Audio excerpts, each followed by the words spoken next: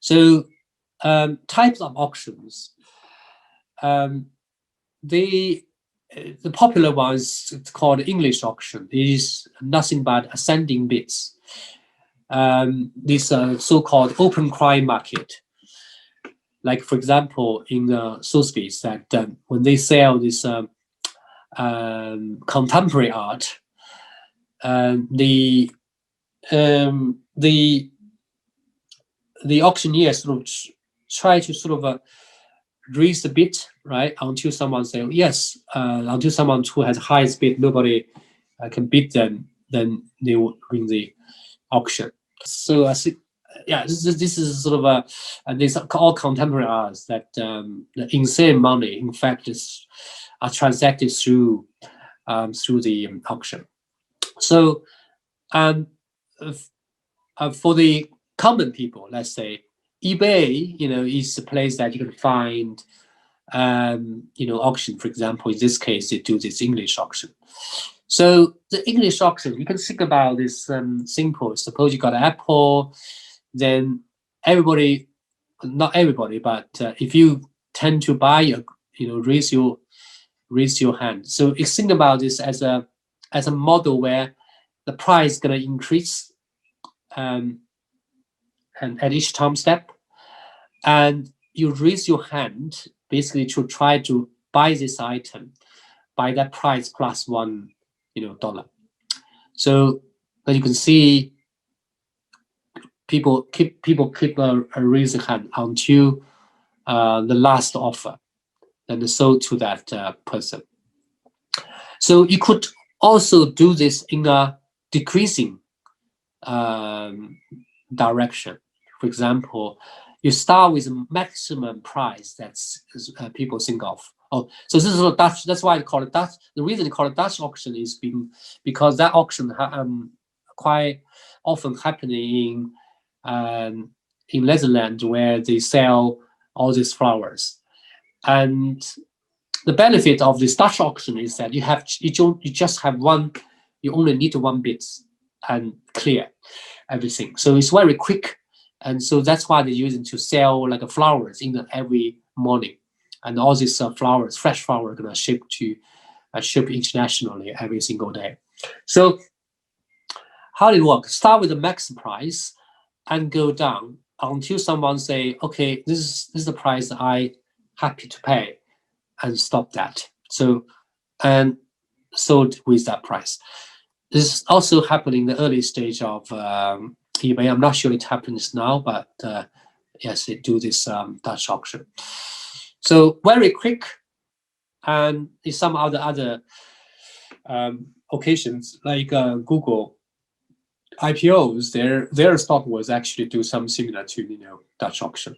So English auction, Dutch auction is open quiet auction. In other words, that you do the bids and everybody else can see your bids.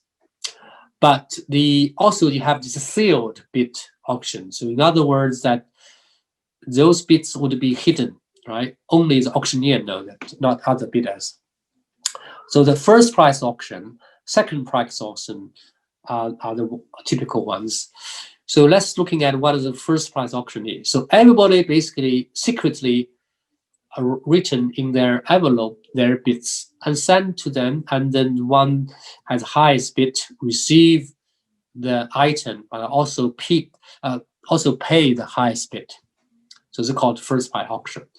So second price auction is doing similarly, but the pay is different. So if you're looking at this, still the one who bid the highest, in this case $8, would win, but this person only pays the second highest price, not the first price. So any reason why we have the second price auction?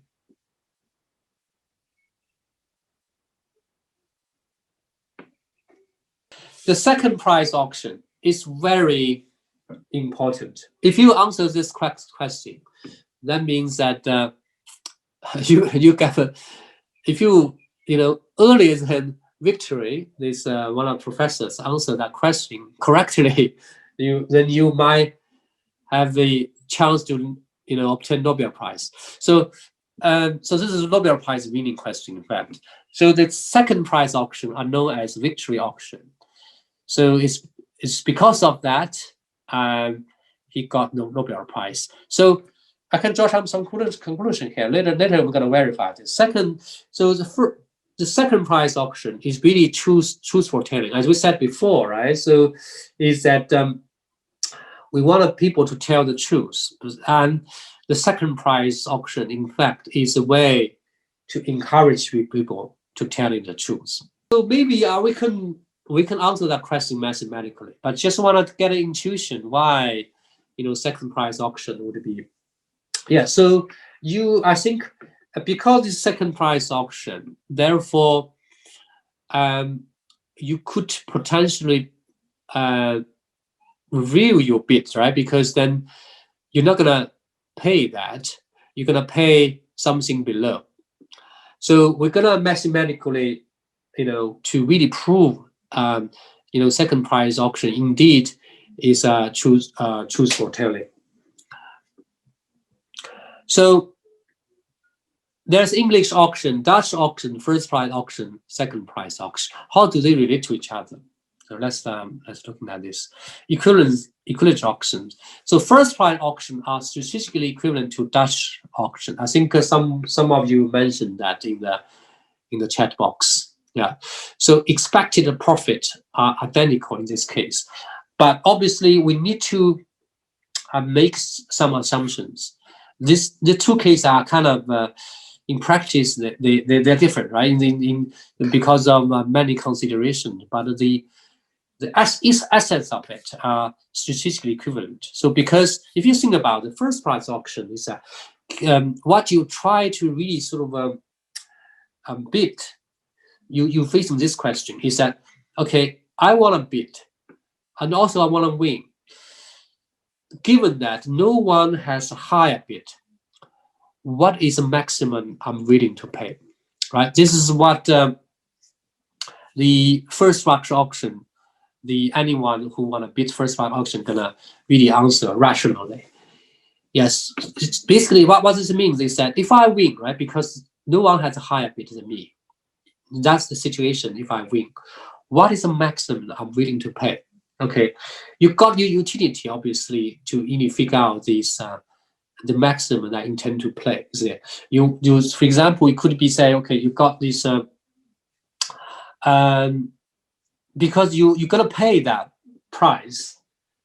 If you win that situation, you obviously need to show that if should that happen, you're also happy with that, right? The utility there is the one that you are happy to do it. The Dutch auction would also ask a similar question: is that given nobody has raised their hand, in that case, that if I would be the highest bid, when should I raise mine? When should I raise mine? Because you also need to pay that price as well. So we need to obviously make an assumption that in the first prize auction, there's no new information revealed during the auction, because in the Dutch auction, probably before that happening, nobody really revealed anything. That's fine. But in this first prize auction, is like an open cry cases. You might be, heavily influenced by the emotion or by the sort of behavior of others. So that's not taking that into account. And the first prize auction and the Dutch auction are actually equivalent. I think again we're going to looking at it for that exercise mathematically that indeed the case or not. The second prize auction are in fact equivalent to English auctions. Is that in this English auction? I think that the one people mentioned in the chat box is this equivalency. So English auction, bidders gradually drop out as the sellers steadily raise the price, right? And you don't really need to pay the price that in your mind, right? You basically, the winner is the last bidder remaining, because you are last bidder remaining. And you don't need to pay that the actual price you had in mind, but rather pay the price at which the second to the last bidder dropped out, isn't it? So, for example, somebody pay 70 at the second last. you have in mind that 100, but you don't really need to reveal that. You're gonna probably get that item in $71, right? So in that case, it's more like sort of English auction is quite similar to the second price. You only pay this second highest bid. So the outcome in the two actions are the same, but actually in the English auctions, that bidders tend to observe additional information, a bit of others. That therefore, for example, influenced by other people, like psychologically. So and then here, we're not taking that into account. We think about people are rationally, but do bidder bid truthfully? So that's the question that I posed. That why bidders bid truthfully in the second price auction or English auction.